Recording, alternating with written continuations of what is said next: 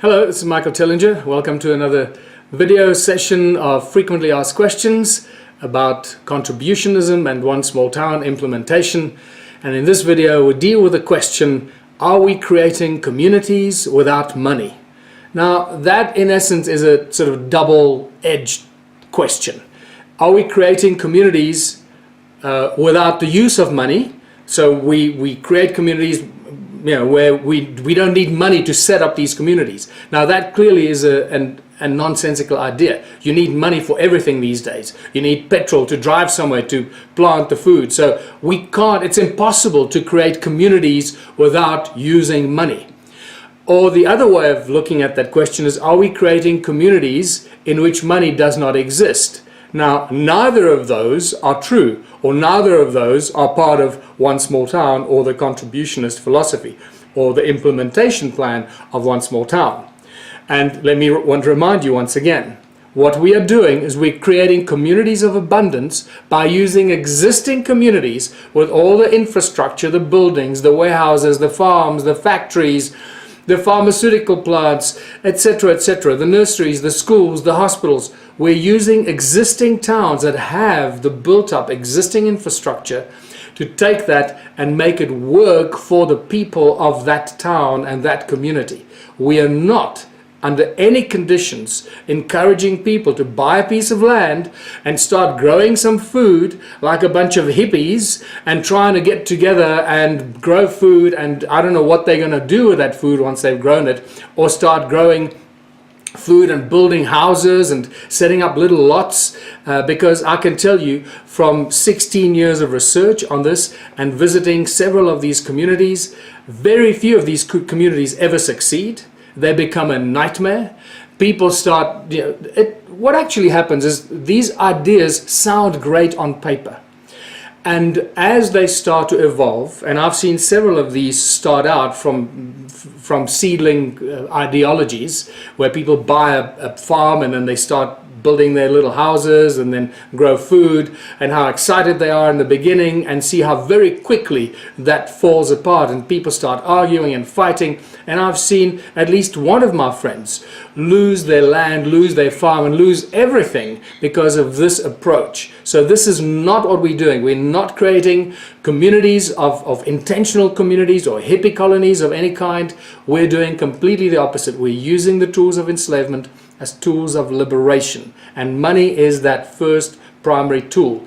We take existing towns, existing small towns, and we encourage investors to come and participate in the very exciting establishment of the new businesses, new industry, new factories, new technology, etc. And what we do obviously is we identify the industrial opportunity, look at the warehouses and the factories standing empty, everything that is not being used, we turn into an opportunity. The reason we can turn this into a business opportunity that is owned and controlled by the people of that community is because we each contribute 3 hours a week. Now remember, from the introductory videos, if we have a town of 10,000 people, we have a potential of generating up to and more than $1 billion per annum in turnover revenue. This is real numbers, real statistics from companies of 5,000 employees or more, that how much revenue such companies generate. Because in essence what we're doing is we're turning our town into a successful model of a cooperative business, where we have a number of diversified businesses, from farming, food production, all the different sub-activities of producing food. We're not just going to grow corn and sell corn in bulk. We're going to grow corn and make cornflakes and everything that one can do with corn. So we create a whole line of businesses, starting with growing the food, and then all the different products that we produce that we then also sell under the different companies and businesses that we set up in our town. So in essence what we're doing is we're creating a large cooperative business that is integrated on every possible level. So the farms provide the corn to the mill provides the wheat, flour and so forth to the bakery and to the manufacturing plant. the pharmaceutical company creates the medicines and the drugs, and they provide it to our hospitals and our healing centers. We grow the herbs out of which we extract the oils and so forth. I hope you start seeing the integrated nature of this. We're certainly not doing this without money. So we are creating communities where we invite investors. And we'll talk about why this is such a lucrative investment opportunity in a separate video, and why I believe once we start the One Small Town, the first one, it will create a stampede and a rush for conscious millionaires and conscious investors to find the next little town to go and be the first to invest, because there's a finite number of small towns. We'll get to that in a separate Q&A video. So we are using money, using the primary tool of enslavement, to create a foundation of investment opportunities by identifying all the possible business opportunities, whether it's industrial, whether it's agricultural, whether it's healthcare, whether it's entertainment or television, or whatever it is we want to do in our town, whatever it is we have capacity to doing, whether it's inventors and creating or engineering activities. So definitely, we're not creating communities without money.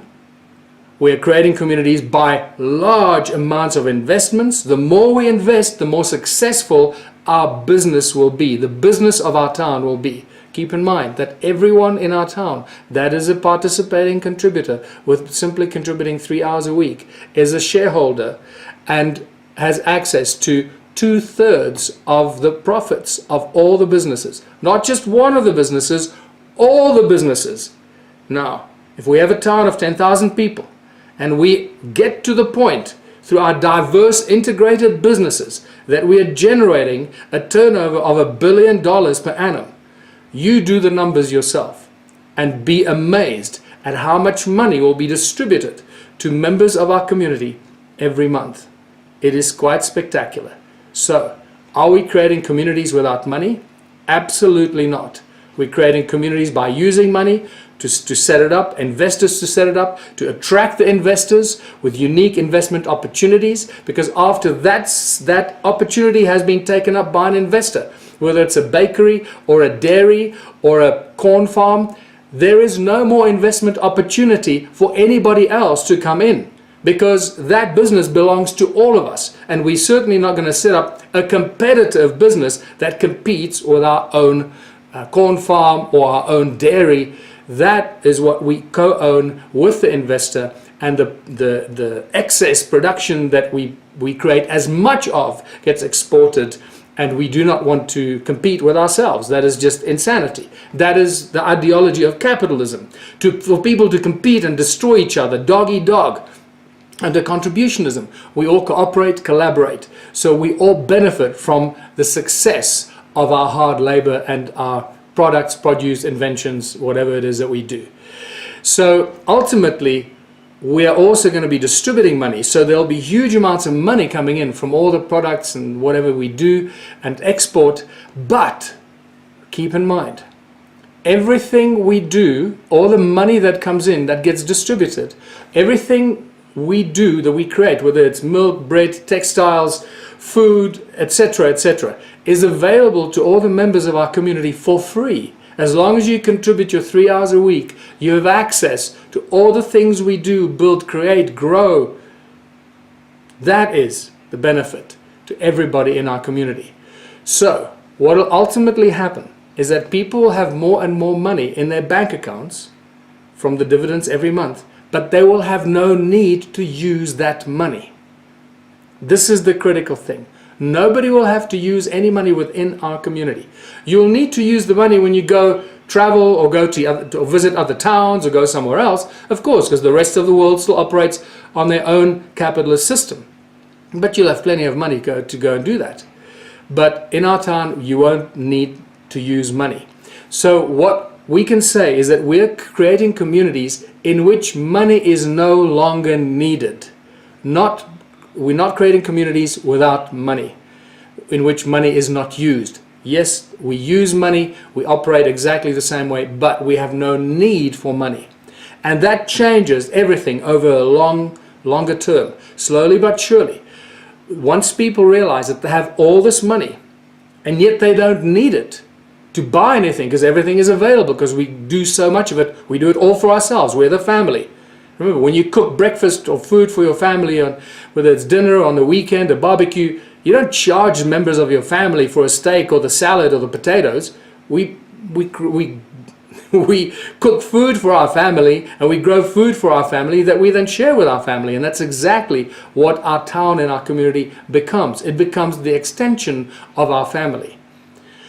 So what will happen is, once people realize that they have all this money and yet they don't need to use the money, and yet we have abundance of everything, food, technology, healthcare, everything is available to us. That's when people start to realize the ridiculous idea of money, that we don't need money. We need each other. Money does nothing. People do everything. And that will very quickly start to resonate throughout all communities and societies and other small towns that implement the One Small Town strategy.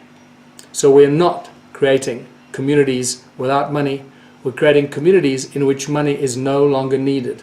And that ultimately will create a world of independent communities that have the full capacity to look after themselves without the need to use money. How that will ultimately play out is money will just simply disappear, and we will start to create and grow and invent and sing and dance and whatever else we need to do to live beautiful lives without any fear of the lack of anything, because everything we need will be created and provided by ourselves, and we can share abundantly and graciously with everybody else around the world. I hope that's given you a deeper insight into whether we are creating communities without money, that double-edged sword question. So until next time, this is Michael Tellinger. Thanks for tuning in.